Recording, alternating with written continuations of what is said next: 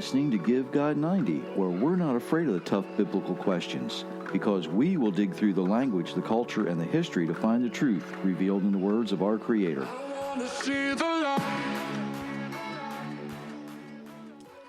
Hello, everyone.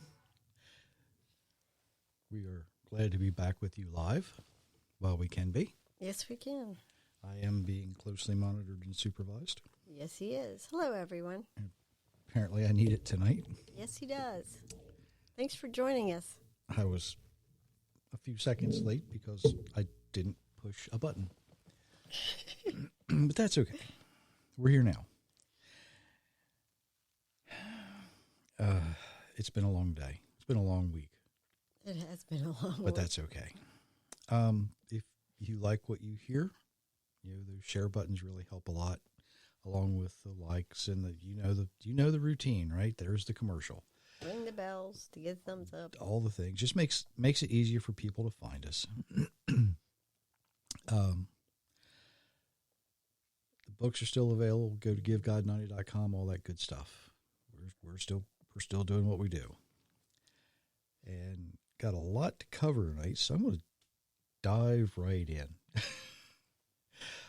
If you've been following my posts on social media, either MeWe or Torah Network, you may be wondering why I'm looking at Elijah and King Ahab. And while a lot of people have heard the story of how Elijah defeated the prophets of Baal, or Baal, depending on how you pronounce that in English-speaking countries, a lot of people miss who these prophets were, where they came from, and why it's important to recognize what's happening in the world today, because you have to understand history to understand what's going on now. So we're going to jump right in. After the division of Judah and Israel, there was at one time only one. It was called Israel, under King Saul, King David, and Solomon. Solomon's son came along and divided the kingdoms, or the kingdoms became divided because the people became unhappy. Southern kingdom was known as Judah or Judea. Northern kingdom was known as Israel.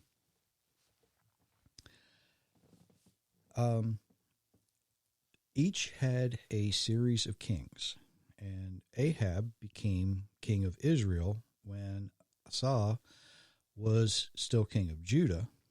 But shortly after Ahab became king of Israel, Jehoshaphat became king of Judah. Ahab, of course, is known for his marriage to Jezebel, the daughter of Etbaal, who was king of the Sidonians. And here's what the Bible is going to tell us about that. And yes, she was upset because I made her read all the hard words tonight. Now Ahab, the son of Omri, became king over Israel in the 38th year of Asa, king of Judah. And Ahab, the son of Omri, reigned over Israel in Samaria 22 years. And Ahab, the son of Omri, did what was evil in the sight of Jehovah, more than all who were before him. Now it happened as though it had been a trivial thing for him to walk in the sins of Jeroboam, the son of Nebat, that he took Jezebel, the daughter of Ethbaal, king of the Sidonians, as his wife, and went and served Baal and worshipped him. So he erected an altar for Baal in the house of Baal, which he built in Samaria. Ahab also made the Asherah. Thus Ahab did more to provoke Jehovah, the God of Israel, to anger than all the kings of Israel who were before him. 1 Kings chapter 16, verses 29 through 32. Now, Ahab was not a nice person, okay? It's just that simple. Right away, he is displaying his rebellion against the Creator by erecting idols to false pagan gods. And we'll get into that just a little bit. Now, if you've ever wondered what the Asherah or Asherah, as some people pronounce it, if you ever wondered what it is, it's basically a wooden idol to a Phoenician goddess, and it's mentioned throughout the Bible. The people early on, beginning in Exodus, were told to cut down the ashram, which is plural, ashrim. It would be plural for Asherah or Asherah. Sometimes in some translations of the English into English, they call them trees. Sometimes they call them groves. Apparently, there were a lot of them. They were to destroy them. In fact, the question has been asked if worshiping Asherah or Asherah was actually one of the first so-called religions of the Hebrew people. Maybe, maybe not. Not going to get into that. But they were told, when you see them, destroy them, cut them down. Now, at the time of the kingdoms, the kings often followed succession, right? The father's the king, the son becomes king next, and so on and so on and so on.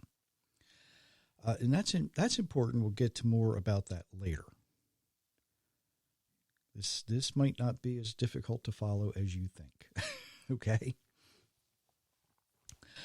The king was the ruling authority, or so they thought. Naturally, the creator's the supreme ruling authority, but the king had authority over the people when they were ruling. And when the king made a ruling, it was enforced.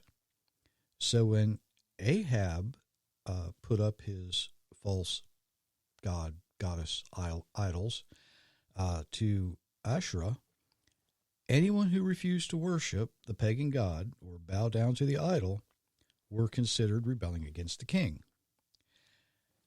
That didn't sit well with Ahab and Jezebel.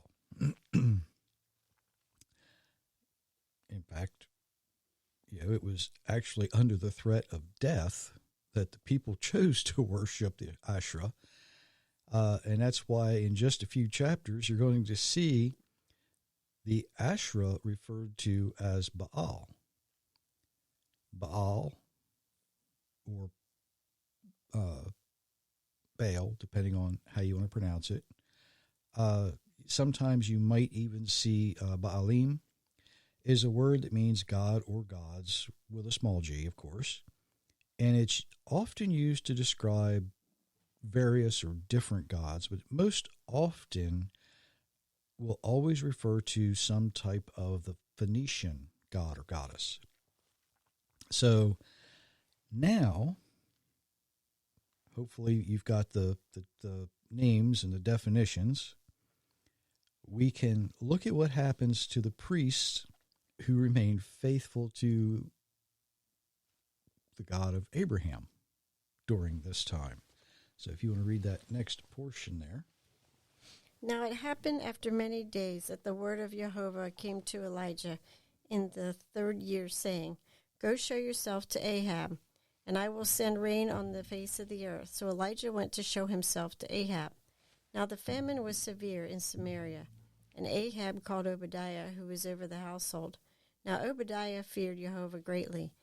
And it happened that when Jezebel was cutting down the prophets of Jehovah, Obadiah took 100 prophets and hid them by 50s in a cave and sustained them with bread and water. 1 Kings chapter 18, verses 1 through 4. Okay. The Levitical priests who were faithful to the Creator were being hunted down and killed by Jezebel. So Obadiah divided 100 of them into 2 groups and hid them away in caves. Now this leads us up to when Elijah meets with Ahab. It was not a nice meeting. It wasn't sociable. This was not a social call. This was a business meeting, and what's the transcript of what happened? Just listen to that.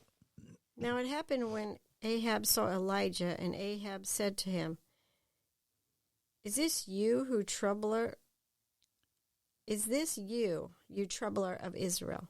And he said, "I have not troubled Israel, but you and your father's house have, because you have forsaken the commandments of Jehovah, and you have followed the Baals. So now then, send and gather me all Israel at Mount Carmel, together with 450 prophets of Baal and 400 prophets of Asherah who eat at Jezebel's table." 1 Kings chapter 18, verses 17 through 19. So here what we see is the king looks at Elijah, says, "It's you. You're the one causing all the trouble." Elijah speaks right up and says, "No, you, king, are the one who is causing trouble in Israel, because you're the one who follows false gods." And Elijah throws down the gauntlet. He says, "You send 450 prophets of Baal," and he's meaning the Phoenician god, "and 400 prophets of Asherah, the goddess." And, they all eat at Jezebel's table is a figure of speech, meaning they follow Jezebel. Here we have the king and his wife worshiping false gods and forcing what used to be a portion of the Levitical priesthood to be prophets for them. Think about that for a second. This is the king's ultimate yes people. Whatever we tell you to tell the people, you're going to tell the people. Right? Not much has changed in the world today, because every political leader has these folks. Sometimes they call them press secretaries. Just saying. But every political leader has them. Now, I've just answered a very important question. The 850 prophets of Baal and Asherah were or had been, they were still Levites, but they had been priests who would have been trained to serve in the temple of our Creator. Most likely they did it reluctantly, but they chose to live their life instead of choosing God with a capital G.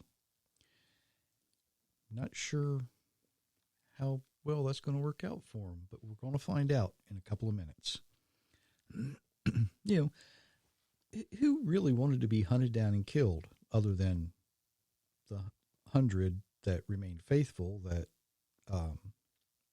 Obadiah hid in the caves and fed bread and water to? Just for reference, the northern kingdom of Israel, the capital of it was a city named Samaria. It's a few days' journey north of Jerusalem at that time. You can drive it now in maybe an hour, maybe less. Mount Carmel, or Mount Carmel, however you want to pronounce it. I'm not going to get picky about it in English. Is a little further north along the coast of the Mediterranean. And it's actually a small chain of mountains. You can go there today when it's safe to do so. I wouldn't go there right now. But when it's safe, you can visit it. There's a park there. Um, and you can go to where the legend has it that Elijah defeated the false prophets, but there hasn't been any real archaeological evidence to show that that's exactly where it happened. We know it happened, just not exactly sure the exact location. Am I making sense? Okay. So, you can be close. You can be close. I guess it was their best guess. They got up there and said, well, you can see a lot from this area. This must be where it happened. That's kind of how that works sometimes when you don't have any real archaeological evidence to say this is the spot. Hopefully you know the story, right? The priests of Baal built an altar, and Elijah built an altar, and then Elijah spends all day harassing the other pagan priests. You need to dance a little harder. You need to pray a little louder. He starts throwing some insults at him, right? Maybe, hey, you know what? Maybe your God's in the restroom. Maybe he's taking a nap. He's insulting them, right? Dance harder, shout louder. Finally, Elijah adds some insult to injury here because, the gauntlet was the only God that will start the fire on the altar to burn the offering wins. So Elijah goes down and pours water, a lot of water, on the wood.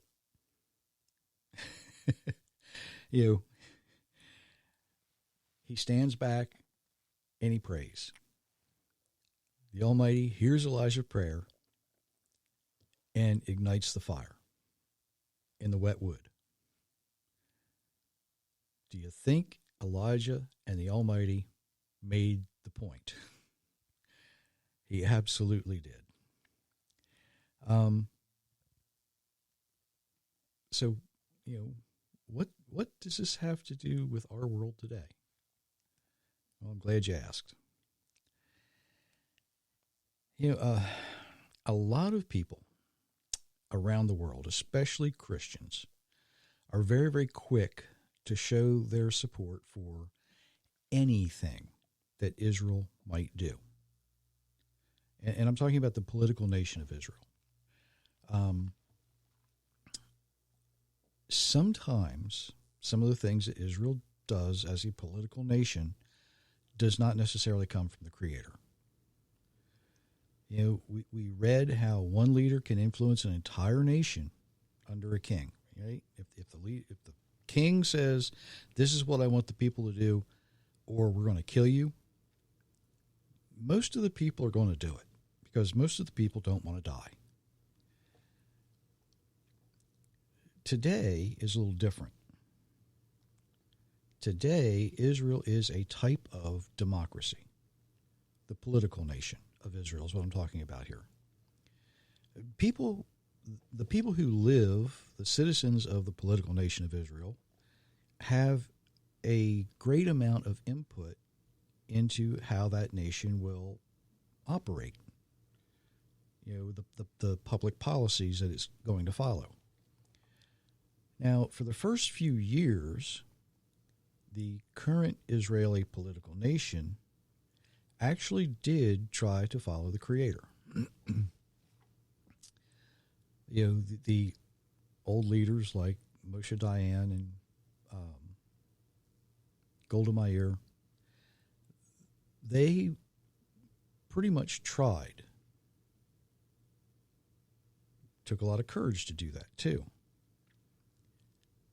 However, the last several years, more and more people are rebelling against our Creator, even in Israel. And this has actually developed into some political policies in Israel. While there's no priest being hunted down or killed, not by a king, there are a lot of people in Israel who are faithful to the Creator, and they're being persecuted today. They're being murdered today. One person you may have heard of, he's fairly famous, if I can use that word, Yehuda Glick.